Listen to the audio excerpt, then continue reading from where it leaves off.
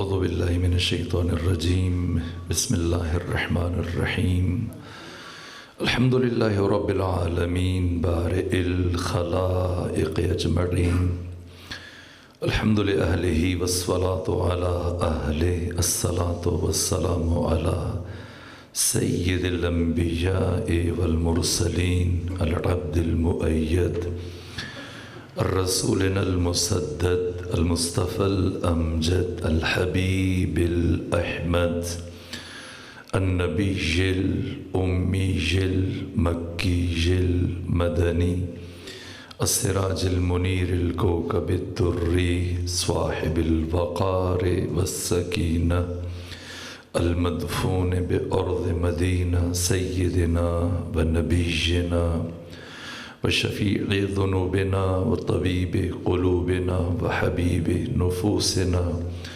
ومولانا أبي القاسم محمد المصطفى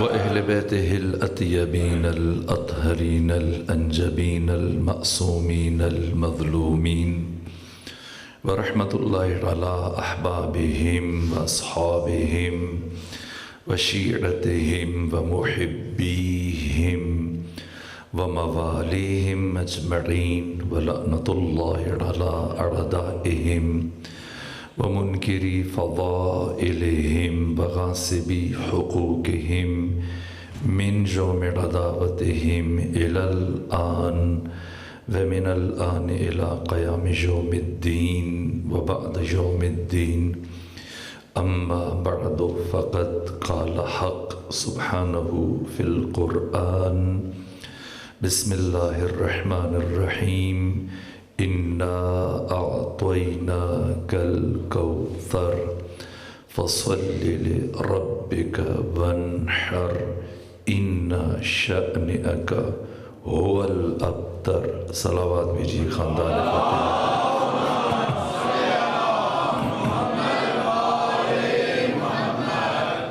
حق تعالیٰ سید بزرگوار رب تمام حاضرین کو اپنی حفظ و پناہ میں رکھے اور آپ پر اپنے خصوصی انعامات اور الطاف نازل فرمائے۔ میرے عزیزو، سیدہ زہرا سلام اللہ علیہ کی شخصیت ایک لافانی، آفاقی، جامع، یونیورسل، ہمگیر اور لامحدود ہستی ہیں۔ میرے ایک سخت مشکل مرحلہ ہے کہ ایک مختصر گفتگو گھنٹے بھر میں ان سے متعلق کچھ بیان کرنا، لیکن کم سے کم چند ایک ابتدائی باتیں سورہ مبارکہ کوثر کے تناظر میں کہ اللہ نے کب اس نور کو عالم ملکوت سے عالم ملک میں اتارا، اور فلسفہ نزول نور فاطمہ زہرا کیا ہے، کیوں حق تعالیٰ نے بھیجا، ایسا کون سا مقصد تھا کہ جس کا حصول منحصر تھا ذات فاطمہ میں۔ اگر اللہ فاطمہ زہرا کو اس کائنات میں نہ بھیجتا تو کیا ہوتا، اور فاطمہ نے آ کر کس طرح سے اپنے حصے کا جہاد اور اپنے حصے کا کردار ادا کیا۔ میں کوشش کروں گا کہ چند اشاروں میں کم سے کم گفتگو کا ابتدائی حصہ بیان کرنے میں کامیاب ہو سکوں۔ میرے عزیزو، پیغمبر گرامی اسلام کے 3 بیٹے ہیں۔ پہلے بیٹے جناب طیب، ان کی ولادت ہوئی اور چند مہینوں کے بعد ان کی وفات ہو گئی۔ دوسرے بیٹے جناب طاہر، البتہ ایک اور فرزند ہیں جناب ابراہیم، وہ آپ کی کنیز ماریہ قبطیہ کے باطن سے ہیں، اور وہ ختمی مرتبت کی زندگی کی آخری سالوں میں ان کی ولادت ہوئی۔ باقی 3 بیٹے جناب خدیجہ کے باطن سے متولد ہوئے، جن میں سب سے پہلے طیب ہیں، دوسرے مرحلے پہ طاہر۔ جناب طیب کی ولادت کے کچھ عرصے کے بعد آپ کے بھائی جناب طاہر دنیا میں آئے، لیکن ایک مختصر وقت گزرنے کے بعد ان کی وفات ہو گئی، اور پھر تیسرے مرحلے میں پیغمبر گرامی اسلام کو اللہ نے ایک اور بیٹا عطا کیا جن کا نام قاسم تھا، جن کی نسبت سے پیغمبر کی کنیت ہے ابو القاسم۔ یہ پیغمبر کے تیسرے بیٹے ہیں، لیکن یہ اللہ کی مشیت تھی کہ کچھ دنوں کے بعد قاسم کی وفات ہوئی۔ ہم مسلسل تھوڑے تھوڑے وقفے سے جب 3 بچوں کی وفات ہوئی ختمی مرتبہ دکھی ہیں، خصوصاً تیسرے بیٹی کی وفات کے موقع پر، اور آپ کی زوجہ جناب خدیجہ جو ماں ہونے کی حیثیت سے رنجور ہیں، سوگوار ہیں، عزادار ہیں، دکھ اور سوگ کی کیفیت میں پیغمبر گرامی اسلام کا اس سے پہلے معمول تھا کہ ہر روز کئی سالوں سے طلوع آفتاب کے ساتھ گھر سے روانہ ہوتے اور ہنگام غروب پلٹ کر گھر تشریف لے کے آتے اور مکہ کے مختلف نکات کو، مختلف آبادیوں کو تبلیغ دین اور تلاوت قرآن کے لیے منتخب کرتے، اور کبھی ناغہ نہیں ہوا۔ لیکن آج پہلی مرتبہ جب کہ پیغمبر گرامی اسلام کے تیسرے بیٹے کی وفات ہوئی، خود بھی دکھی ہیں، بالخصوص جناب خدیجہ کی دلجوئی کے لیے، اشکشوئی کے لیے، ان کی تشفی کے لیے، اطمینان کے لیے، دلاسے کے لیے پیغمبر گھر پر رک گئے۔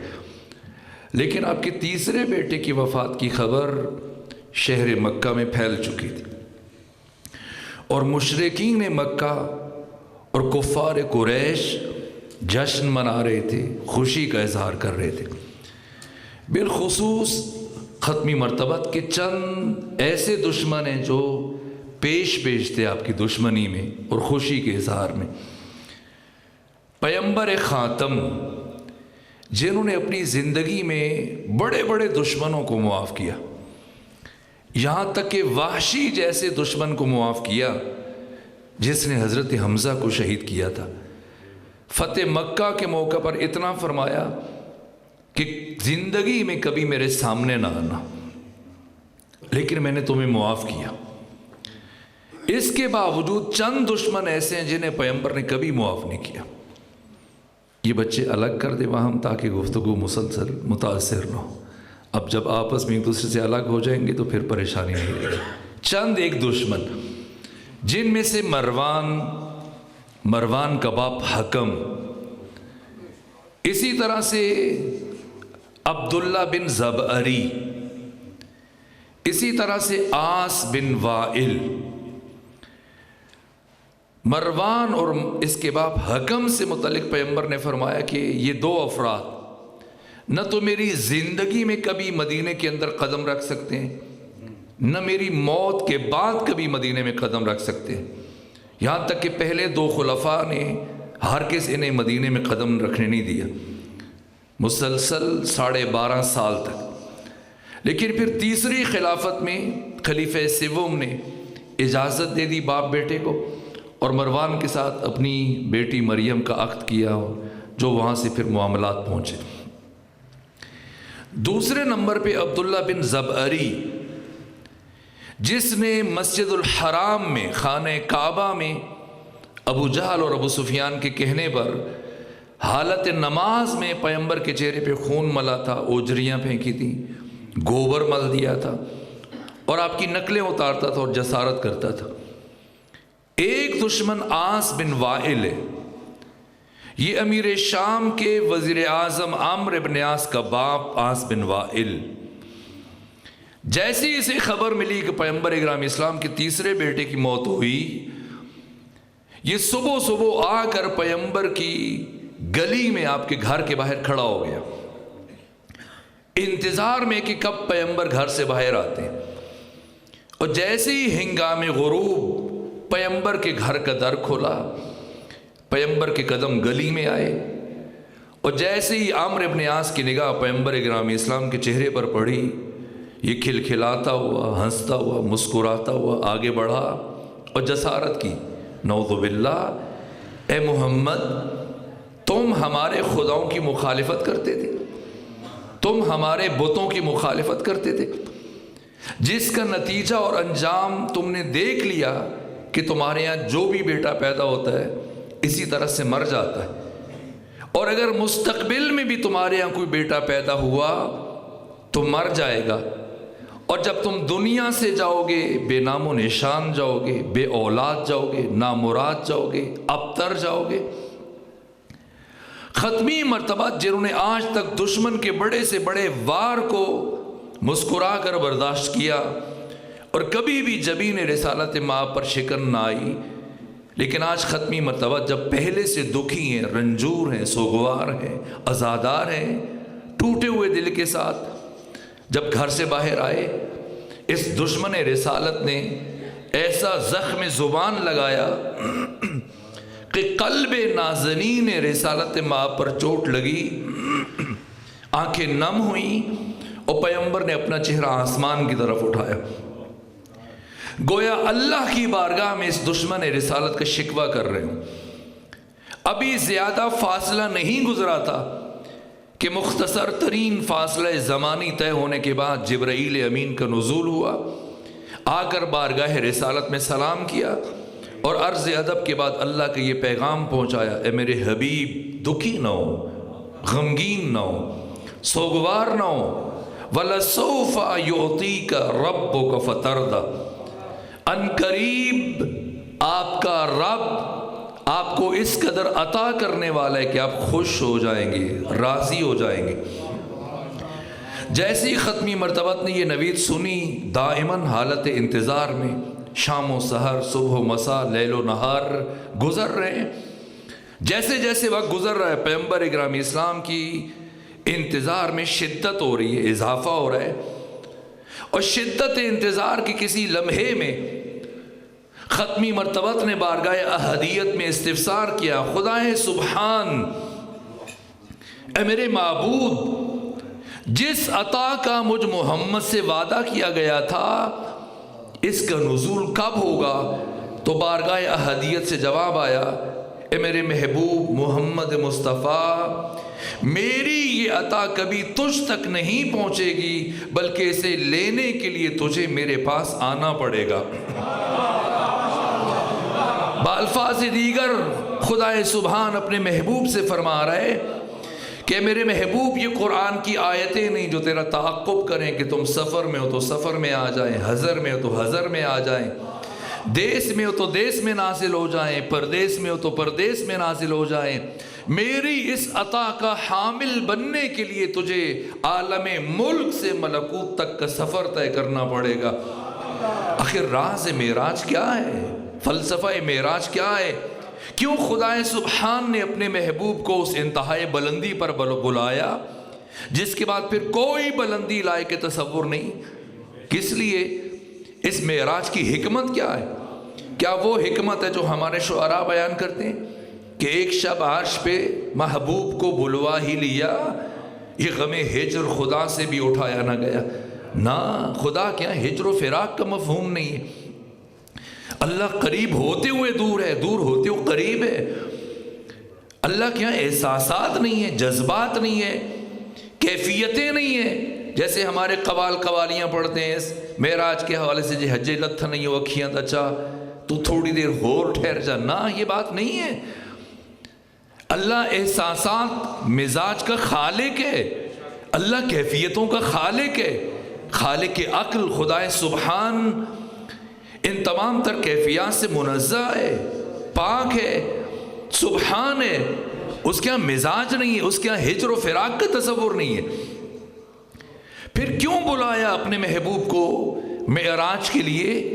راز معراج سے پردہ اٹھاتی ہوئے خود سیدہ نے فرمایا، یہ حدیث جسے آیت اللہ وحید خراسانی نے، آیت اللہ شیخ جواد تبریزی نے، آیت اللہ نوری حمدانی نے، آیت اللہ ناصر مکارم شیرازی نے، آیت اللہ تقی مصباح یزدی نے، خمینی بت شکن آیت اللہ خوئی نے، آیت اللہ بہبہانی نے، اس سے بڑھ کر شیخ توسی نے، علامہ مجلسی نے، شیخ مفید نے اور بڑی بڑی شخصیتوں نے، ایت اللہ قزوینی نے، شیخ عباس قمی نے بیت الاحزان میں، بڑے بڑے فقہا نے نقل کیا ہے، راز معراج سے پردہ اٹھاتے ہوئے جناب سیدہ نے فرمایا ان اللہ تعالی خلق نوری، اللہ نے میرے نور کو خلق فرمایا، وَكَانَ يُسَبِّحُ اللَّهُ تعالی سبحانہ، جیسے ہی اللہ نے میرے نور کو خلق فرمایا تو اسی لمحے سے میرا نور اللہ کی تسبیح میں، اللہ کی بندگی میں، اللہ کے ساتھ راز و نیاز میں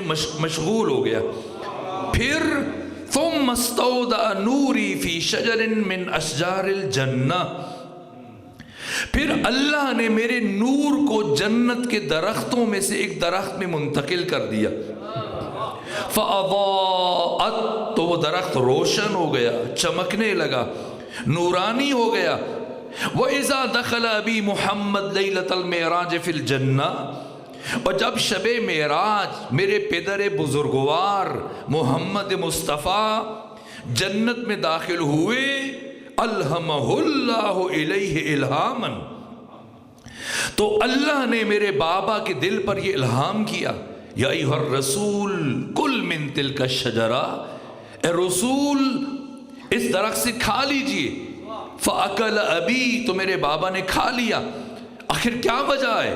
آدم حوا سالہ سال جنت میں رہے، خدا نے فرمایا آدم و حوا جہاں جی چاہتا ہے جاؤ، جو جی چاہتا ہے کھاؤ، کوئی پابندی نہیں، لیکن دونوں سنو، لا تقربا ہذہ الشجرہ، خبردار تم دونوں کبھی اس درخت سے قریب بھی نہ جانا۔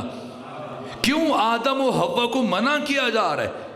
کیوں خاتم کو بلایا جا رہا ہے؟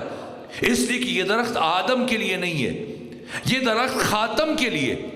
کیوں یہ درخت خاتم کے لیے؟ اس لیے کہ اللہ کی غیرت کو یہ گوارا نہیں ہے کہ جس سیب بہشتی میں نور فاطمہ زہرا کو منتقل کیا ہے، اس سیب کی طرف جناب آدم کا ہاتھ بڑھے اور نور فاطمہ نبیوں کے صلب سے ہو کر اس دنیا میں آئے، نہ نور مصطفیٰ اس کائنات میں کیسے ظاہر ہوا؟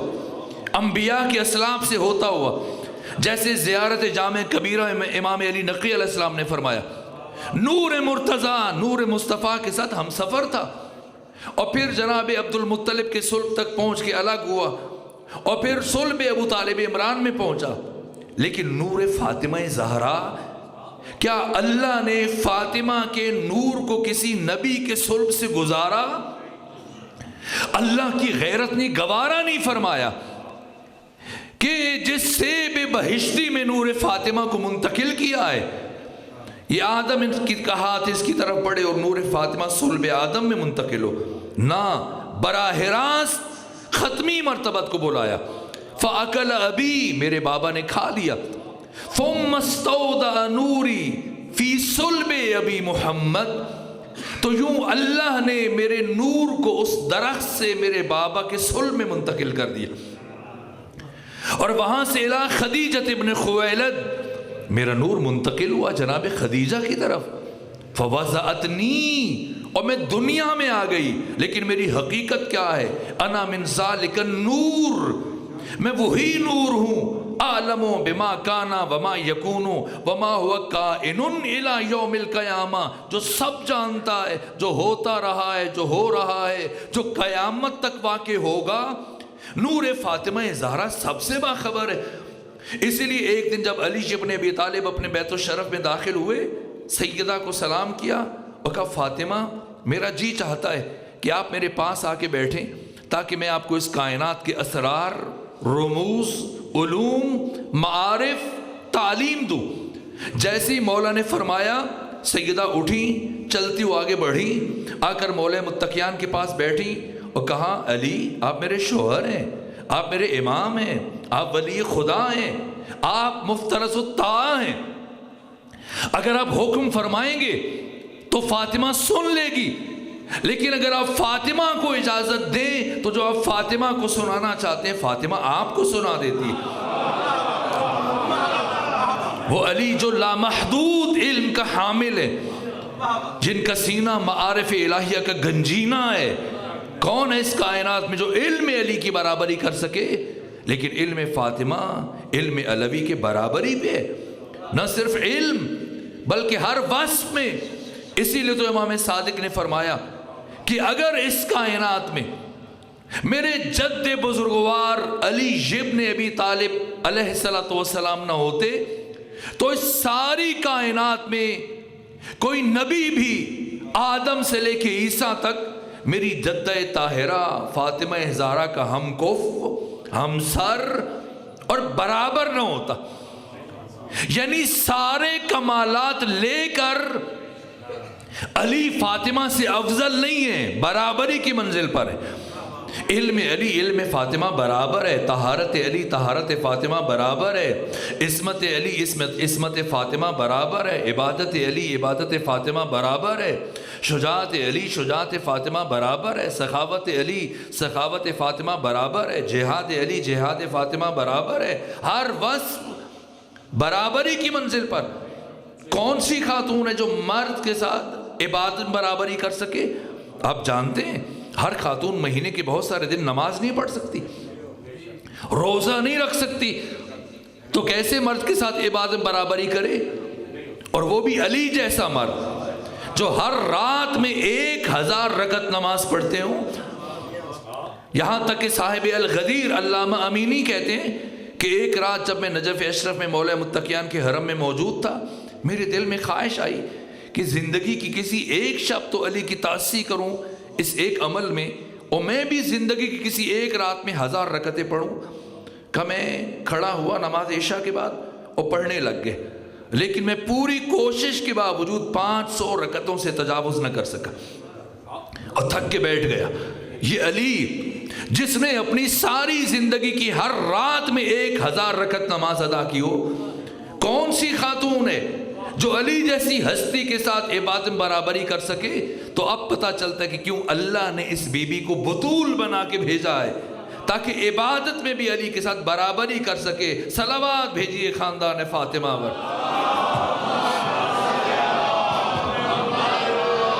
اور کس کس نے اعتراف کیا؟ کس کس نے اعتراف کیا طہارت فاطمہ کا، بی بی کے بطول ہونے کا، عصمت فاطمہ کا؟ بجائے باقی افراد بجائے خود ام المومنین عائشہ.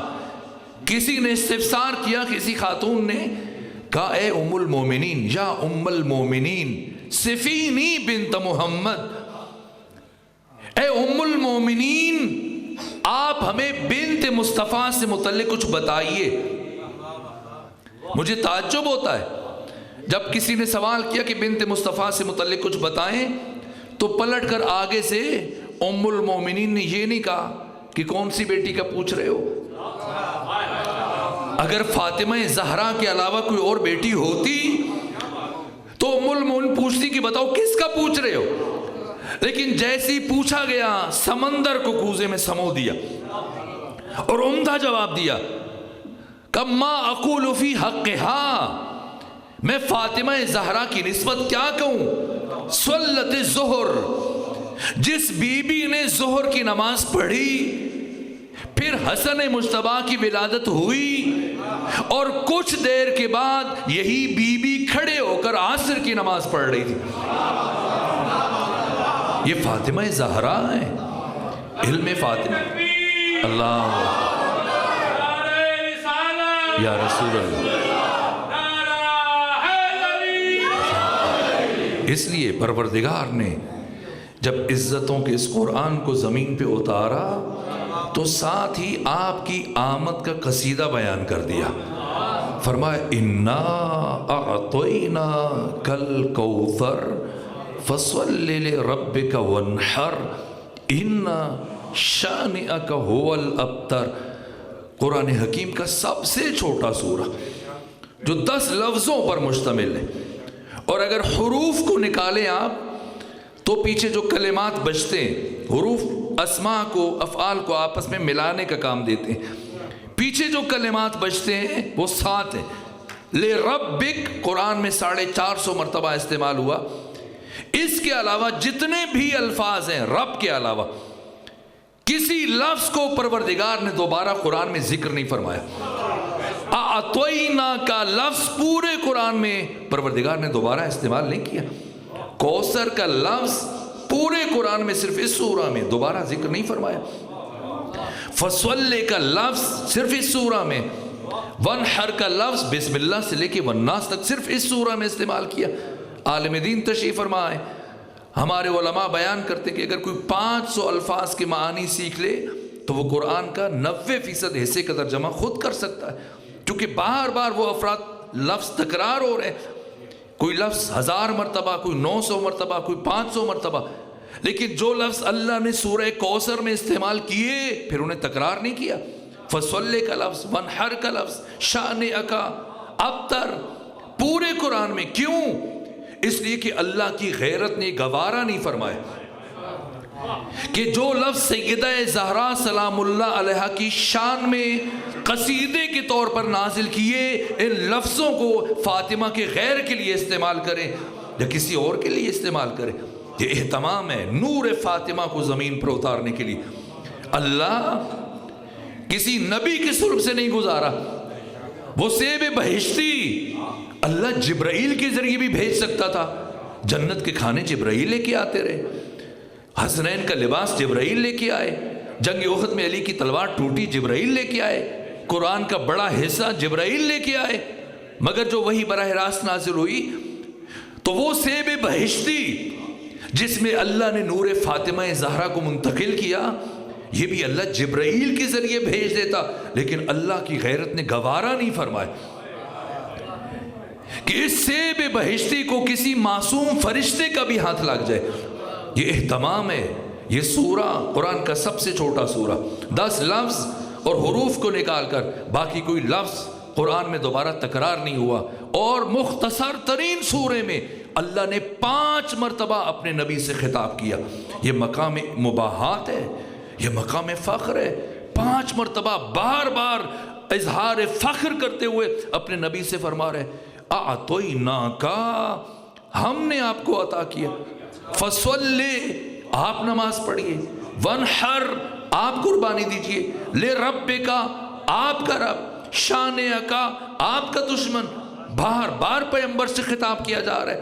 اور پھر پہلی آیت میں مختصر آیت میں اللہ مقام مباحات پر 4 شخصیتوں کا تعارف پیش کر رہا ہے۔ سب سے پہلے اپنا، انا اعطینا، ہم نے عطا کیا۔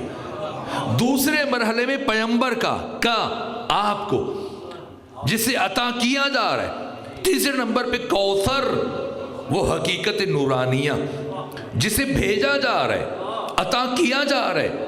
اور اس مختصر آیت میں ایک چوتھی ہستی کا بھی اللہ تعارف کر رہا ہے۔ وہ کون ہے؟ اللہ نے کیا فرمایا؟ انا اعطیناکا، ہم نے آپ کو عطا کیا۔ کیوں؟ اللہ تو ایک ہے، پھر ہم کیوں کہہ رہا ہے؟ کیا کہنا چاہیے تھا؟ انی اعطیتکا، میں نے آپ کو عطا کیا، لیکن کیا فرمایا؟ ہم نے آپ کو عطا کیا۔ یہ کیا ہوا؟ کیوں اللہ خود کے لیے ہم کا لفظ استعمال کر رہے ہیں؟ قرآن میں اللہ نے کبھی خود کو میں کہا، کبھی ہم کا، تو کیوں اللہ خود کو میں بھی کہتا ہے ہم بھی کہتا ہے؟ جیسے ہم مزاج کے تابع ہوتے ہیں، کبھی خود کو میں کہہ دے کبھی ہم کہہ دے، اللہ کے یہاں تو مزاج نہیں ہے۔ پھر کیوں کبھی خود کو میں کہتا ہے کبھی ہم کہتا ہے؟ تو علوم قرآن میں علامہ جلال الدین سیوطی نے الاتقان میں، اور آیت اللہ خوئی نے، اور آیت اللہ ہادی معرفت نے علوم قرآن میں بیان کیا کہ جن مقامات پر اللہ لفظ سے میں استعمال کرتا ہے، کہاں ہم استعمال کرتا ہے، تو اس کا بارز ترین مصداق جب اللہ کسی کام کو وسیلے کے بغیر انجام دے تب میں کہتا ہے، اور جب اللہ کسی کام کو وسیلے کے ذریعے انجام دے تب ہم کہتا ہے۔ سورہ کوثر میں کیا فرمایا؟ میں نہیں، ہم نے آپ کو کوثر عطا کیا۔ یعنی عزتوں کے اس قرآن کو، طہارتوں کے اس قرآن کو رحل نبوت تک اتارنے کے لیے کسی کو وسیلہ بنایا، تو کسے وسیلہ بنایا؟ جب کلام فاطمی کی روشنی میں کوئی نبی وسیلہ نہیں بن پا رہا انتقال نور فاطمہ کے لیے، کوئی ملک اور فرشتہ وسیلہ نہیں بن پا رہا تحویل نور فاطمہ کے لیے، تو پھر کسے وسیلہ بنایا؟ تو تنہا ایک ذات ہے جسے اللہ نے انتقال نور فاطمہ کے لیے وسیلہ بنایا۔ کون؟ خدیجہ بنت خویلد سلام اللہ علیہا۔ تو ایسا کیا شرف ہے، کیا خصوصیت ہے اس بی بی میں کہ اللہ نے جب کسی اور کو وسیلہ منتخب نہ کیا تو ذات خدیجہ کو، تو بی بی کا علم ایک طرف، جناب خدیجہ کی معرفت، آپ کا زہد، آپ کا تقوی، آپ کی عبادت، آپ کی سخاوت، آپ کی فداکاری، آپ کا خود کو دین پر قربان کر دینا، اور شیب ابی طالب میں بھوکے اور پیاسے دنیا سے رخصت ہو جانا، اور آپ کی رسول اسلام کی اطاعت اور وفاداری، سب ایک طرف۔ لیکن وہ راز جس کی بنا پہ اللہ نے خدیجہ کو، فاطمہ کو دنیا میں لانے کے لیے وسیلہ بنایا، وہ راز اسی نام سے آیا ہے، خدیج یا خدیجہ۔ فقہ اللغہ میں خدیج کا مطلب کیا ہے، یا خدیجہ کا؟ خدیج اور خدیجہ اس جنین کو کہا جاتا ہے جس نے اپنی ماں کے بطن میں 4 مہینے اور 10 دن مکمل کیے ہوں، اور اس سے پہلے کے وقت تجاوز کرے، اس کی ولادت ہو جائے۔ اگر بچہ ہے تو خدیج کہلائے گا، اگر بچی ہے تو خدیجہ کہلائے گی۔ جناب خدیجہ کا نام خدیجہ کیوں رکھا گیا؟ اسی وجہ سے۔ راز کیا ہے؟ آپ جانتے ہیں کہ 4 مہینے 10 دن گزرنے کے بعد جنین کی خوراک اپنی ماں کے بطن میں بدل جاتی ہے، اور وہ شے خوراک بننا شروع ہو جاتی ہے، جس کی وجہ سے ایک خاتون مہینے میں بہت سارے دن نماز نہیں پڑھ سکتی، مہینے میں بہت سارے دن روزہ نہیں رکھ سکتی۔ تو اس سے پہلے کہ جناب خدیجہ کی خوراک اپنی ماں کے بطن میں بدلتی، اللہ نے اس بی بی کو دنیا میں بھیج دیا۔ کیوں؟ اس لیے کہ اس بی بی نے مستقبل میں اس ہستی کے لیے ماں بننا ہے کہ جسے کائنات میں بطول کہا جاتا ہے۔ اِنَّا أَعْطَيْنَاكَ الْكَوْثَرَ، حبیب ہم نے آپ کو کوثر عطا کیا۔ عطا کیا، ایتا نہیں۔ عجیب، یہ عزت فاطمہ ہے، یہ مقام کوثر ہے۔ اللہ جب اپنے نبی کو قرآن دے رہا ہے، جب قرآن دیا، عطا کہا۔ پڑھ لیجئے قرآن، عالم دین سے استفسار کیجئے، قرآن جب اللہ قرآن کا تعارف کروا رہا ہے، عطا نہیں کہا، کیا فرمایا؟ وَلَقَدْ آتَيْنَاكَ، آتَيْنَاكَ نہیں، آتَيْنَاكَ، الف تے یہ الف، وَلَقَدْ آتَيْنَاكَ سَبْعًا مِّنَ الْمَثَانِي وَالْقُرْآنِ الْعَظِيمِ، کہ ہم نے آپ کو سبع مثانی، سورہ فاتحہ 7 آیتیں جو بار بار پڑھی جاتی ہیں، سبع مثانی اور قرآن عطا کیا؟ نہیں، دیا۔ یہ خود قرآن کی آیت ہے، بخاری مسلم کی حدیث نہیں ہے۔ ہم نے آپ کو قرآن دیا، ایتا، ایتا کا مطلب ہے عوض، صلہ، بدلہ، جزا، حق، اور عطا کا مطلب ہے کسی کو اس کے حق سے زیادہ دینا۔ جب پیغمبر کو قرآن دیا تو عطا نہیں کہا، ایتا کا ہے۔ پھر مقام فاطمہ کیا ہے؟ جب فاطمہ زہرا کی باری آئی، ایتا نہیں کہا ہم نے آپ کو کوثر عطا کیا ہے۔ یعنی اللہ کی نگاہ میں عزت فاطمہ قرآن سے بڑھ کر ہے، یہ غیر معمولی بات ہے۔ یہ قرآن ہے، لو سیرت بہ الجبال وقطعت بہ الارض وکلم بہ الموتى، قرآن اپنے تعارف میں فرما رہے ہیں اس قرآن میں اتنی طاقت ہے کہ پہاڑوں کو اپنی جگہ سے ہلا سکتا ہے، زمین کو زمین کے سینے کو پھاڑا جا سکتا ہے، مردوں کو زندہ کیا جا سکتا ہے۔ وَنُنَزِّلُ مِنَ الْقُرْآنِ مَا هُوَ شِفَاءٌ وَرَحْمَةٌ لِّلْمُؤْمِنِينَ، یہ قرآن ہے جو مومنین کے لیے سراسر شفا اور رحمت ہے۔ لو انزلنا هذا القرآن على جبل لرأيته خاشعا متصدعا من خشیت اللہ، اگر ہم اس قرآن کو پہاڑوں پر نازل کرتے تو خشیت الہی کی وجہ سے نزول قرآن کو تحمل نہ کر سکتے اور ریزہ ریزہ ٹکڑے ٹکڑے ہونے پر مجبور ہو جاتے۔ لا یمسہ الا المطہرون، صاحب تفسیر کشاف جناب زماشری نے، صاحب روح المعانی جناب آلوسی نے، صاحب در المنصور علامہ جلال الدین سیوطی نے، صاحب تفسیر کبیر فخر الدین رازی نے اور بڑے بڑے مفسرین نے، سب نے معنی کیا، یہاں تک کہ محی الدین ابن عربی نے، مرحوم ملا صدرہ نے، امام غزالی نے، علامہ طباطبائی نے، سب نے اپنی اپنی تفسیروں میں بتایا یہ لا لائے نہیں ہے، لائے نفی ہے۔ قرآن منع نہیں کر رہا، قرآن خبر دے رہا کہ مجھے، قرآن یہ نہیں کہہ رہا کہ کوئی ناپاک اسے نہ چھوئے، نہ، قرآن خبر دے رہا کہ کوئی ناپاک اس قرآن کو چھو ہی نہیں سکتا۔ اتنی عزتوں کا حامل قرآن، جب قرآن دیا تو عطا نہیں کہا، جب فاطمہ کو بھیجا تو عطا کہہ رہے، یعنی اللہ کی نگاہ میں عزت فاطمہ عزت قرآن سے بالاتر ہے۔ اس لیے قرآن کی 6236 آیتیں۔ کبھی ایسے ہوا کہ جبرائیل جب قرآن کی کوئی آیت لے کے آئیں عرش سے زمین پر تو پیغمبر لیٹے ہوئے ہوں اور پیغمبر سے کہیں آپ ذرا اٹھ کے بیٹھ جائیے تاکہ میں آیت منتقل کروں؟ نہ، اگر پیغمبر کھڑے ہیں کھڑے کھڑے قرآن وصول کیا، اگر بیٹھے ہیں بیٹھے بیٹھے وہی وصول کی، اگر لیٹے ہیں لیٹے لیٹے قرآن کی آیتیں وصول کی۔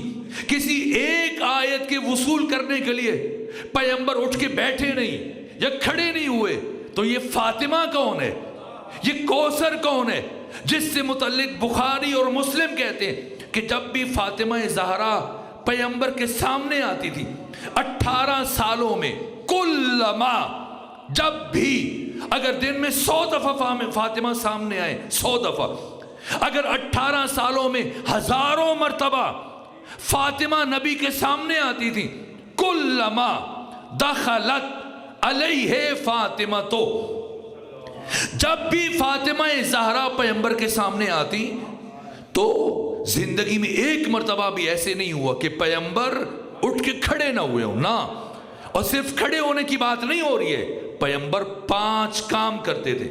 کلما دخلت علیہ فاطمہ تو فقام لہا نہیں ہے، قام لہا کا مطلب ان کے لیے کھڑے ہو جاتے، نا، فقام الیہا، پیغمبر کھڑے ہو جاتے اور آگے چل کر فاطمہ کے استقبال کے لیے جاتے۔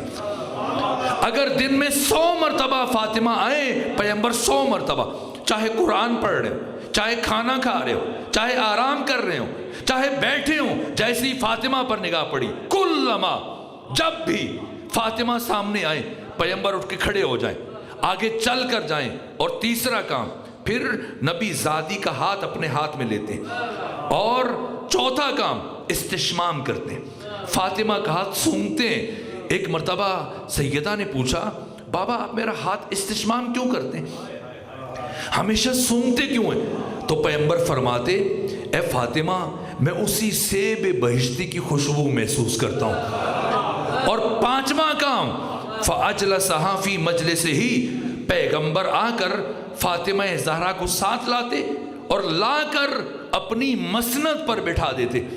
یہ ادب فاطمہ ہے، یہ مقام فاطمہ ہے، یہ حرمت فاطمہ ہے جو قرآن سے بڑھ کے اللہ کی نگاہ میں، اس لیے عطا کا لفظ استعمال کر رہا ہے۔ تو جو اللہ قرآن کے لیے عطا نہیں کہہ رہا، بعض لوگ آتے ہیں یہاں کوثر کا معنی چشمہ کرتے ہیں، حوض کرتے ہیں، کتنی خیرت سوز بات ہے کہ خالق عقل خدائے حکیم اللہ ایک غم دیدہ باپ کو جس کے 3 بیٹے وفات ہو چکے ہوں یہ کہے کہ پیغمبر آپ کے بیٹے مر گئے تو کیا ہوا، دیکھو میں نے آپ کو چشمہ دے دیا، حوض دے دیا۔ معمولی شعور رکھنے والا انسان سمجھ سکتا ہے کہ پانی کبھی بھی اولاد کا بدل نہیں ہو سکتا، چشمہ کبھی بھی اولاد کا بدل نہیں ہو سکتا۔ اگر چشمہ یا حوض مراد ہوتا تو تیسری آیت میں اللہ فرماتا ہم نے آپ کو حوض عطا کیا، اب آپ کا دشمن پیاسا مرے گا. نہ، اللہ فرما رہے آپ کا دشمن ابتر مرے گا. اس کا مطلب یہ کہ کوثر اس ابتر کا جواب ہے. اسی ابتر کے جواب میں اللہ نے کوثر عطا کیا. کیا؟ اور جیسی اللہ نے فاطمہ کو بھیجا کیا فرمایا؟ فَصَلِّ لِرَبِّكَ، تو اب نماز پڑھیے. ہم نے آپ کو کوثر عطا کیا. جو اللہ نبوت، شفاعت، عصمت، طہارت قرآن دے کر عطا نہیں کہہ رہا، وہ حوض دے کے عطا کہے گا. فاطمہ کو عطا کیا، کوثر کو عطا کیا. فَصَلِّ لِرَبِّكَ، اپنے رب کی نماز پڑھیے. وَانْحَرْ، اونٹ نہر کیجئے، اونٹ نہر کیجئے. عجیب ہے، کیا پیغمبر پہلے نماز نہیں پڑھتے تھے؟ یہ کون سی نماز ہے؟ یہ نماز تہجد ہے. تو پیغمبر تو پہلے بھی نماز تہجد پڑھتے تھے، تہجد کے علاوہ بھی ساری رات عبادت کرتے تھے. تو پھر اللہ کیوں فرما رہے کہ نماز پڑھیے؟ اب آپ بیٹھے اور میں کہوں بیٹھیں تو آپ سوچیں کہ سفر کر کے تھک گئے، اس لیے ایک ایسی الٹی بات کر رہے ہیں. بھئی جب پہلے سے بیٹھیں تو کیا بیٹھے؟ اس لیے فلسفے میں کہتے ہیں تحصیل حاصل، کہ ایک انسان پہلے سے وہی کام کر رہا ہو، اس سے کہا جائے یہ محال ہے. پیغمبر پہلے سے تہجد پڑھتے ہیں، کسی رات پیغمبر نے تہجد نہیں چھوڑا. تو کیوں اللہ فرما رہے فصل تہجد پڑھیں؟ تو مفسرین نے لکھا کہ اس سے پہلے پیغمبر نماز شب اور نماز تہجد کو مستحب کی نیت سے پڑھتے تھے، اور فاطمہ کے آنے کے بعد پیغمبر تہجد کو واجب کی نیت سے پڑھتے. یہ فاطمہ ہے جو اپنے آنے کے بعد، جن کی وجہ سے اللہ نماز تہجد کو شکرانے کے طور پر ہمیشہ کے لیے واجب قرار دے دے. اور نماز بھی کافی نہیں ہے. وَانْحَرْ، اونٹ نہر کیجئے، یعنی بڑی قربانی دیجئے. تعجب ہے، سورہ مبارکہ نصر میں اللہ کیا فرماتے ہیں؟ اِذَا جَاءَ نَصْرُ اللَّهِ، جب اللہ کی نصرت آ پہنچی، مدد آ پہنچی، وَالْفَتْحِ، اور آپ کو فتح عظیم حاصل ہوئی، کامیابی حاصل ہوئی، آپ نے مکہ کو فتح کر لیا. وَرَأَيْتَ النَّاسَ، آپ نے اپنی آنکھوں سے دیکھا، يَدْخُلُونَ فِي دِينِ اللَّهِ أَفْوَاجًا، لوگ جوک در جوک، گروہ در گروہ، ہزاروں کی تعداد میں دین میں داخل ہو رہے ہیں. کفر چھوڑ کر، شرک چھوڑ کر کلمہ پڑھ رہے ہیں، مسلمان ہو رہے ہیں. اتنی بڑی کامیابی کہ آپ کو غلبہ حاصل ہوا، فتح حاصل ہوئی، لوگ ہزاروں لاکھوں کی تعداد میں دین کے اندر شامل ہو رہے ہیں. تو کیا کریں؟ فَسَبِّحْ بِحَمْدِ رَبِّكَ، اللہ کی تسبیح کر دیں استغفار کے ساتھ. اتنی بڑی کامیابی کہ زندگی بھر پتھر کھانے کے بعد اب آپ کو دشمن پر غلبہ حاصل ہوا، ہزاروں لاکھوں لوگ دین میں شامل ہو گئے. تو شکرانے کے طور پہ کیا کریں؟ تسبیح کر دیں، کافی ہے. تو فاطمہ کون ہے؟ جن کے آنے پر تسبیح کافی نہیں ہے، نماز پڑھیں. اور نماز کافی نہیں ہے، اونٹ نہر کیجئے. کیوں؟ اللہ کی نگاہ میں لاکھوں لوگوں کا اسلام قبول کر لینا اور اتنی بڑی فتح حاصل ہو جانا، اس کی وہ اہمیت نہیں ہے جو فاطمہ زہرا کی اس کائنات میں آنے کی اہمیت ہے. کیوں؟ کیوں؟ اللہ کے یہاں احساسات نہیں. راز کیا ہے؟ راز یہ ہے کہ اگر اللہ فاطمہ کو نہ بھیجے تو 1,24,000 نبیوں کی محنتیں ضائع ہو جائیں. نبوت قانون ہے، رسالت قانون ہے، شریعت قانون ہے. قانون برائے قانون کی حیثیت نہیں جب تک کہ اس کو نافذ نہ کیا جائے. کتاب کی حد تک رہ جائے، تعارف کی حد تک رہ جائے، اس قانون کا فائدہ نہیں. اگر اس کے نفاذ کا اہتمام نہ کیا جائے تو قانون نبوت اور قانون شریعت کے نفاذ کا نام نظام ولایت ہے. اگر اللہ غدیر خم میں نظام ولایت کو متعارف نہ کرتا تو یہ قانون اور شریعت اسلام صرف تعارف کی حد تک محدود رہ جاتی اور کبھی مرحلہ نفاذ میں داخل نہ ہو سکتی. لیکن اللہ نے علی سے لے کے مہدی تک 1,24,000 نبیوں کی محنتوں کو بچانے کے لیے جو نظام ولایت متعارف کروایا غدیر میں، یہ نظام خود محرز خطر میں آ گیا، اور ختمی مرتبت کے جانشین اور قائد اور رہبر اور خلافت کو اپنے مسیر سے سقیفہ میں ہٹا دیا گیا۔ اور جب خلافت اپنے مسیر سے ہٹی تو اب 1,24,000 نبیوں کی محنتوں کے ضائع ہونے کا امکان ہوا۔ یہ محنتیں ضائع ہو جائیں، توحید، رسالت، قرآن، حلال و حرام، ہر چیز زیر و زبر ہو جائے، نبوت خطرے میں، رسالت خطرے میں، امامت خطرے میں، ولایت خطرے میں، کون ہو جو اس اعلان کو بچائے جسے پیغمبر نے 1,40,000 صحابہ کے درمیان کیا تھا، جو اعلان قیامت تک آنے والے انسانوں کے حقوق کے تحفظ کی ضمانت ہے، اعلان غدیر۔ کون ہو جو نظام ولایت کا دفاع کرے؟ اس لیے کہ خلافت اپنے مسیر سے ہٹ چکی، اور اب چند خطرے ہیں حزب حاکم کے سامنے۔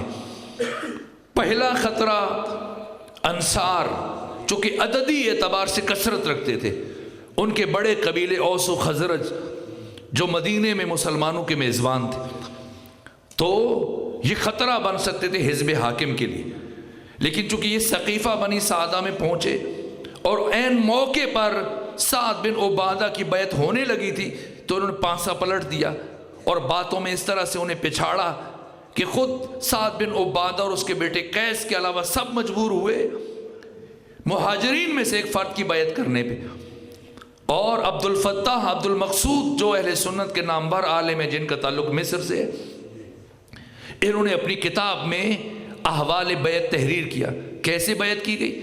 ان کا عوام کی سادگی اور لوگوں کی کجروی باعث بنی کہ سقیفہ بنی سعدہ میں ایک فرد کی بیعت ہوئی، اور جسے باہر لے کے آئے، اور خلیفہ کے من پسند افراد نے اسے کندھوں سے پکڑا ہوا تھا، اور جو بھی سامنے راہگیر آتا تھا گلی میں، جلدی سے اس کا ہاتھ پکڑ کے خلیفہ کے ہاتھ پہ رکھا جاتا، اور ہاتھ رکھنے کے بعد کہا جاتا ہوشیار رہنا، اب تم نے خلیفہ کی بیعت کر لی، اور یہ بیعت تم نے کسی مجبوری کے باعث نہیں کی، اور تمہیں اکراہ اور جبر کے باعث بیعت پر مجبور نہیں کیا گیا، لہٰذا بیعت چھکنے کے معاملے میں محتاط رہنا۔ یوں کندھوں پر پھرا کے بیعت کی گئی۔ یہ انصار ہیں جو قریش کی وقتی منطق کے آگے سرنگوں ہو گئے اور بیعت کر لی تو اب زبان نہیں کھول سکتے۔ دوسرا گروہ مہاجرین، اور ان میں سے بڑی قوت بنو امیہ ہے، جو عددی کثرت رکھتے ہیں، سماجی حیثیت ہے ان کی اور معاشی حیثیت ہے ان کی۔ ان کا سردار ابو سفیان، جو پیغمبر کی موت کے موقع پر، وفات کے موقع پر مدینے میں نہیں تھا، شام میں تھا۔ جب وہ واپس آیا، حالات ہیں کبھی میں عرض کروں گا، لیکن جب وہ علی کے پاس آیا اور جو آپ حضرت نے فرمایا، میں کبھی انشاءاللہ دوبارہ توفیق ہوئی تو میں وہ حالات عرض کروں گا، لیکن اب بس نتیجے تک 2 سے 3 جملے اور عرض کروں، زحمتیں تمام کر دوں۔ اور بالآخر جب وہ حزب حاکم کے پاس گیا علی سے مایوس ہو کر، اس سے ڈرایا، تو حزب حاکم خوفزدہ ہوا اور جو کچھ بیت المال میں تھا سارا اٹھا کے اسے دے دیا اس خطرے سے نمٹنے کے لیے۔ تو اس طرح سے بنو امیہ کے ضمیر خرید لیے گئے۔ تیسرے مرحلے پہ علی، اولاد علی، اصحاب علی، بنو ہاشم۔ حزب حاکم کو اندیشہ تھا کہ یہ ہمارے مقابلے میں اٹھیں گے، لیکن پتہ تھا کہ جب اسلام کا وجود خطرے میں پڑ جائے تو علی ہرگز تلوار نہیں اٹھائیں گے، چونکہ وقت زیادہ گزر گیا۔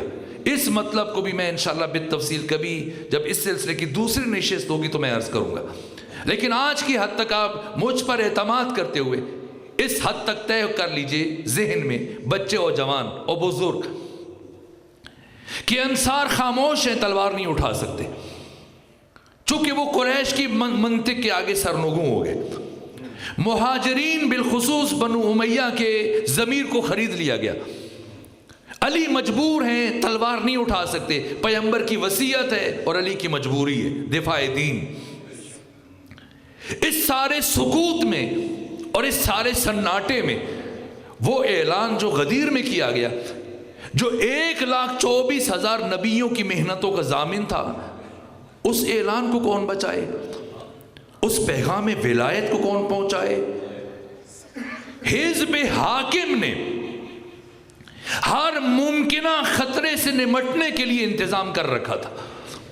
انہیں اندازہ تھا ہم نے انصار سے کیسے نمٹنا ہے، انہوں نے پہلے سے طے کر رکھا تھا ہم نے کیا کرنا ہے۔ حزب حاکم نے بنو امیہ سے نمٹنے کا اہتمام کر رکھا تھا اور جو کیا کامیاب بھی ہو گئے۔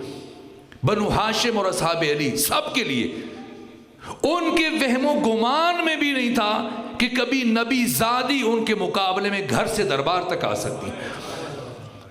کوئی بھی دوسری آواز ہوتی فاطمہ زہرا کے علاوہ اسے گلے میں دبا دیا جاتا۔ بڑے بڑے صحابہ، جلیل القدر صحابہ جنہیں 2.5 روپے کے عوض قتل کر دیا گیا، مرتدین زکوٰۃ کے نام پر کتنی بڑی بڑی شخصیات کو، حافظان قرآن کو، اپنے قبیلے کے سربراہ کو شہید کر دیا گیا۔ آج ان کا نام جا کے باغیوں اور مرتدین میں لکھا جاتا ہے۔ کوئی بھی اٹھتا مار دیا جاتا۔ سعد بن عبادہ نے بھی بیعت نہیں کی تھی، اپنے قبیلے کا سربراہ، کچھ عرصے کے بعد انہیں بھی قتل کروا دیا گیا۔ اور آج آپ تاریخ، کوئی بھی تاریخ اٹھا کے دیکھیں تو لکھا ہوگا ان کو جنہوں نے مارا تھا، لیکن جنہوں نے مارا تھا انہیں پتہ ہے کہ کنہوں نے مارا تھا۔ کوئی بھی آواز ہوتی اسے دبا دیا جاتا، راستے سے ہٹا دیا جاتا۔ صرف فاطمہ کی آواز اتنی قوی تھی جو 14 صدیوں کا سفر عبور کر کے آج بھی ہر باضمیر انسان کے کان سے ٹکرا رہی۔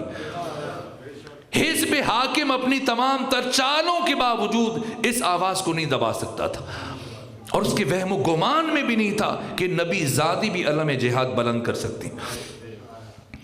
اس لیے مدینے کے سکوت میں اور مدینے کے سناٹے میں جب کہ خلافت اپنے مسیر سے ہٹ گئی، ایک آواز اٹھی، ایک بی بی اپنے گھر سے چلی، وہ بی بی جس کی زندگی کی سب سے بڑی خواہش یہ تھی کہ کوئی نامحرم مجھے نہ دیکھے اور نہ میں کسی نامحرم کو دیکھوں۔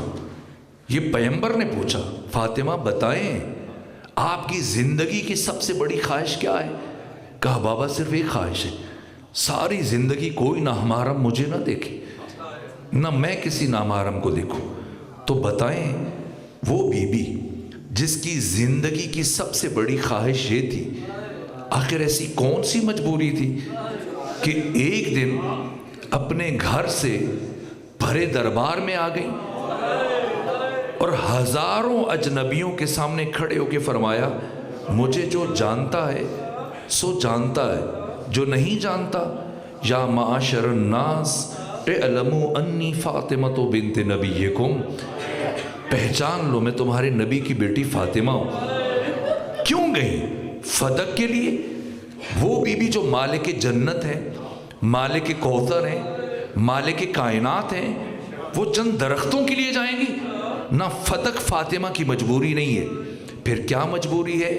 قیامت تک آنے والی باشعور نسلوں کو مومن بنانا، یہ فاطمہ زہرا کی مجبوری تھی۔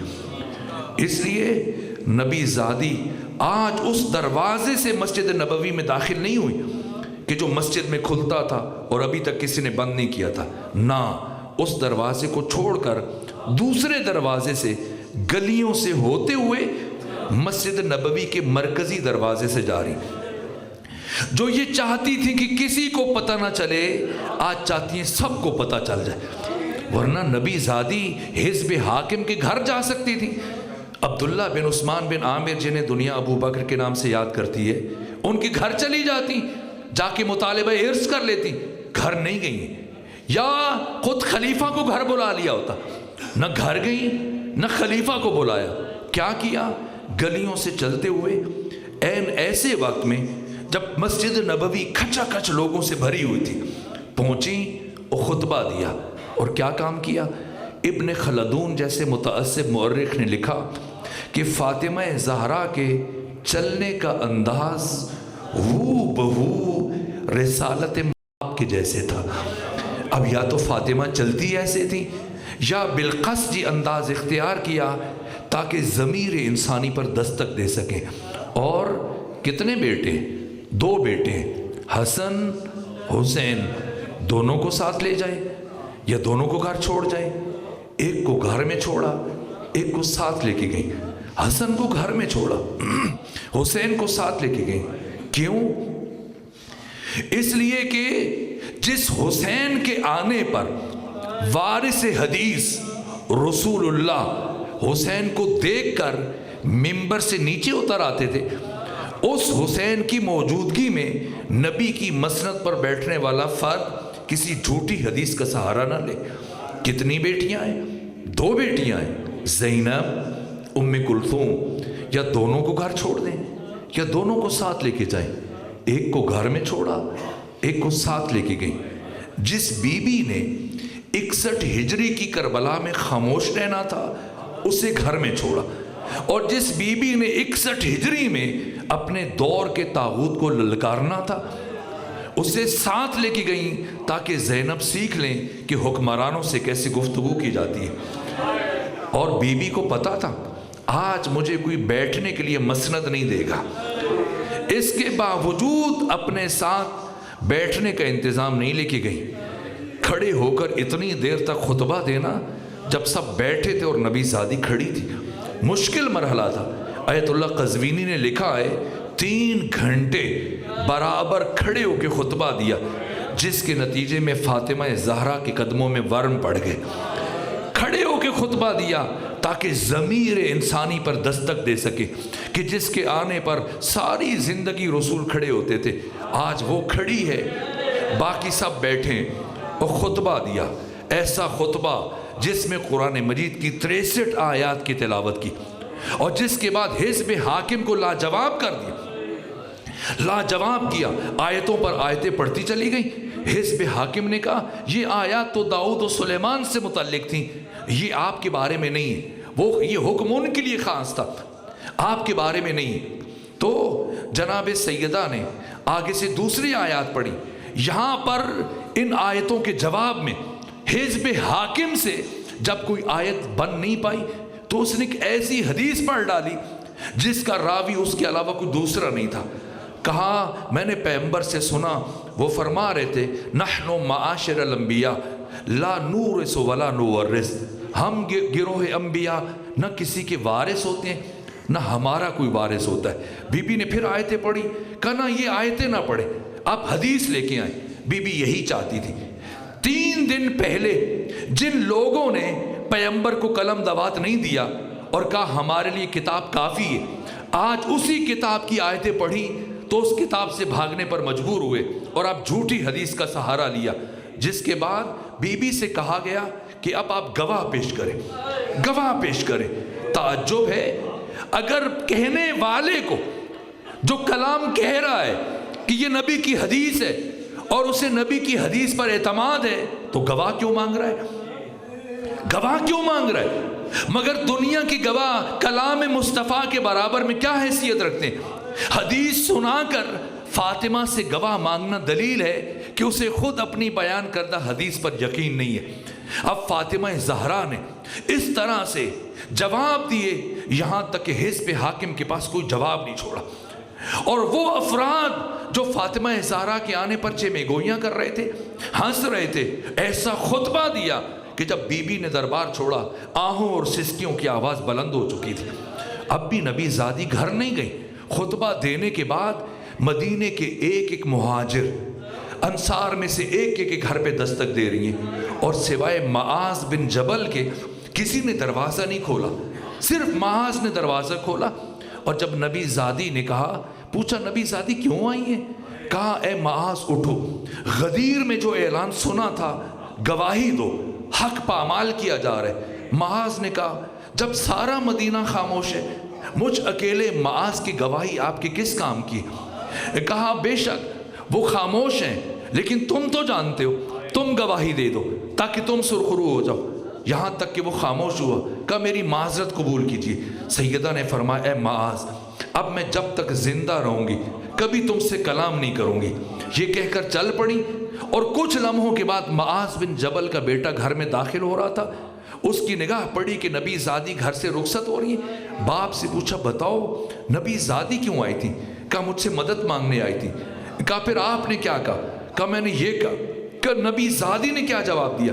کہ نبی زادی نے کہا کہ جب تک زندہ ہوں تم سے کبھی کلام نہیں کروں گی۔ جب یہ سنا معاذ بن جبل کے بیٹے نے کہا اب میں بھی زندگی میں نہ کبھی اس گھر میں قدم رکھوں گا نہ تم سے کلام کروں گا۔ کہا کیوں؟ کہا اس لیے کہ میں نے پیغمبر سے سنا ہے کہ ان اللہ یغضب لغضب فاطمہ ویرضی لرضاها، اللہ کا غضب فاطمہ کے غضب میں، اللہ کی رضا فاطمہ کی رضا میں ہے۔ میں اللہ کو کبھی ناراض نہیں کر سکتا۔ جس سے نبی زادی کلام نہ کرے میں بھی اس سے کلام نہیں کر سکتا۔ اور اس کے بعد نبی زادی چلتے ہو کہاں پہنچی ہے؟ دور کوہ احد میں حمزہ کی قبر پر، اور حضرت حمزہ کی قبر پہ پہنچ کے گریہ کیا اے کاش آج آپ زندہ ہوتے تو حق اس طرح سے پامال نہ ہوتا۔ یہاں سے محبوب ابن لبیب اپنی بیوی کے ساتھ گزر رہا تھا۔ جیسے ہی نبی زادی پر نگاہ پڑی بیوی کو بھیجا، پوچھو جاؤ میں نے سنا ہے نبی زادی دربار گئی تھی علی کے حق کے لیے، جا کے پوچھو کیا خلافت واقعاً علی کا حق ہے؟ اس خاتون نے پوچھا، نبی زادی نے فرمایا مگر کچھ شک ہے۔ اس نے دوبارہ بھیجا، اگر خلافت علی کا حق ہے تو پھر دلیل کیا ہے اس حق پر؟ بی بی نے فرمایا انسیتم الغدیر، کیا تم نے غدیر کو فراموش کر دیا؟ اس نے تیسری مرتبہ بیوی سے کہا جا کے فاطمہ سے کہو اگر خلافت علی کا حق ہے اور غدیر علی کی خلافت پر دلیل ہے تو علی خود دربار کیوں نہیں گئے، آپ کیوں گئی تھی؟ اب بی بی کے چہرے پر جلال آیا، فرمایا کیا تم نے نہیں سنا میرے بابا محمد مصطفیٰ کی زبان سے کہ علی کی مثال اس امت میں مثل کعبہ ہے۔ کعبہ کبھی بھی لوگوں کا طواف نہیں کرتا، لوگوں پر واجب ہے کہ وہ کعبے کا طواف کریں۔ علی ایسا امام نہیں جو تمہارے پیچھے دوڑنا شروع کر دے کہ مجھے خلیفہ مان لو، مجھے امام مان لو۔ علی کو تمہاری ضرورت نہیں ہے، تمہیں علی کی ضرورت ہے۔ اس طرح سے لوگوں کو بیدار کرتے کرتے جب بی بی گھر پہنچی تو حزب حاکم کو احساس ہو گیا کہ اگر یہ بی بی کچھ دن اور زندہ رہ گئی اور لوگوں کو اسی طرح سے شعور دیتی رہی تو کوئی ہمیں اس مسند پر نہیں بیٹھنے دے گا۔ چنانچہ حزب حاکم نے یہ طے کیا کہ جتنا جلد ممکن ہو سکے اس شمع ہدایت کو خاموش کر دیا جائے، اس چراغ ہدایت کو ہمیشہ کے لیے گل کر دیا جائے۔ چنانچہ 50 افراد کا ایک جتھا ہاتھوں میں لکڑیاں اٹھائے، ڈنڈے اٹھائے، تلواریں اٹھائے، جلانے کا سامان اٹھائے۔ کہاں آ رہا ہے؟ جہاں پیغمبر کھڑے ہو کر قرآن کی آیتیں پڑھا کرتے تھے۔ اور پھر قنفذ نے دستک دی اور آواز بلند کی، یہاں تک کہ علی ابن ابی طالب دروازے کی طرف بڑھے۔ اس سے پہلے کہ علی دروازہ کھولتے نبی زادی علی کے سامنے آ کے رک گئی، دروازے کے پاس کہا اے علی، جب تک میرے بابا محمد مصطفیٰ زندہ رہے کبھی خود انہوں نے اپنے حق میں تلوار نہیں اٹھائی، ہمیشہ آپ نے ان کا دفاع کیا، اس لیے کہ اس وقت روئے زمین پر حجت خدا میرے بابا تھے اور آج روئے زمین پر حجت خدا آپ ہیں، اس لیے آپ خود اپنے حق میں تلوار نہیں اٹھائیں گے، آج نبی زادی آپ کا دفاع کرے گی۔ علی نے فرمایا جیسے نبی زادی مناسب سمجھتی ہے۔ اب نبی زادی آگے بڑھی، دروازے پر پہنچی، کسی شقی نے زور زور سے دستک دینا شروع کی۔ نبی زادی نے فرمایا خبر ہے یہ کون سا دروازہ ہے؟ یہاں تمہارا نبی کھڑے ہو کر درود و سلام پڑھتا تھا۔ کہا ٹھیک ہے ہم جانتے ہیں، علی کو جلدی سے باہر بھیجیں ورنہ ہم اس دروازے کو آگ لگا دیں گے۔ کہا اس گھر کو آگ لگاؤ گے جس گھر میں تمہارے نبی کی بیٹی رہتی ہے؟ کہا آگ لگائیں گے۔ اور بس انتظار کیے بغیر قنفذ سے کہا آگے بڑھو، در فاطمہ کو آگ لگاؤ، آگ لگاؤ۔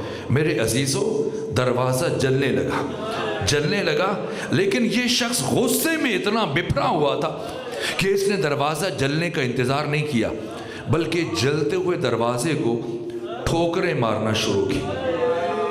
مارنا شروع کی اور کچھ دیر کے بعد یہ دروازہ گرا، اے مرید کے غیور مومنین جو موسم کی برہمی کے باوجود امام زمانہ کو پرسہ دینے کے لیے یہاں آئے ہو، دلوں پہ ہاتھ رکھ کے مجھے بتاؤ کیا یہ دروازہ زمین پر گرا؟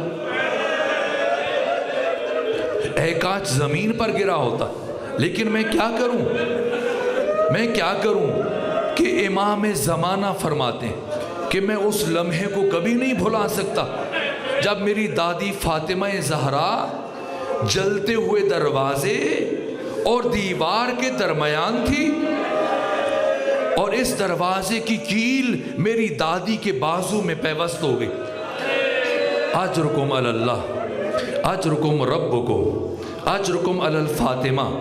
دروازہ گرا اور 50 میں سے 11 افراد علی کے بیت الشرف میں داخل ہوئے، اس دروازے کو رونگتے ہوئے، یہاں تک کہ خالد بن ولید کے علاوہ مغیرہ بن شعبہ اس دروازے کے اوپر کھڑے ہو کر بار بار اپنا پاؤں زمین پر مار رہا تھا۔ بی بی کی پسلیاں ٹوٹ رہی تھیں، یہاں تک کہ بس آخری جملہ، ایک مرتبہ جو سب سے آگے تھا وہ شخص آگے بڑھا اور اب اس نے کوشش کی کہ آگے بڑھ کر علی کے گلے میں رسی ڈال دے۔ پتہ ہے آج فاتح خیبر تلوار نہیں اٹھائے گا، اس لیے آگے بڑھ کر رسی ڈالنے کی کوشش کی، لیکن اسی اثناء میں نہیں معلوم کس طرح اس جلتے ہوئے دروازے کے نیچے سے فاطمہ زہرا نے فضہ کی مدد سے خود کو اٹھایا اور آگے بڑھ کر اس شخص اور علی کے درمیان حائل ہو گئی۔ اس شخص نے غصے سے کہا، اے نبی زادی درمیان سے ہٹ جا ورنہ ایسا ظلم کروں گا کہ تو ہٹنے پر مجبور ہو جائے گی۔ فاطمہ نے کہا، میں قیامت تک نہیں ہٹوں گی۔ سنیں گے اس شخص نے کیا کیا؟ میرے عزیزو، ہم یہ سمجھتے ہیں صرف کربلا میں سکینہ کو تماچے مارے گئے، صرف کربلا میں سکینہ کے گوشوارے ٹوٹے۔ اس شخص نے ایک مرتبہ اپنے ہاتھ کو فضا میں بلند کیا اور پھر پوری طاقت سے ایک ایسا تماچا نبی زادی کے رخسار پر مارا کہ بی بی جب تک زندہ رہی آنکھ کے نیچے ہمیشہ زخم کا نشان باقی رہا۔ الا لعنت اللہ علی القوم الظالمین۔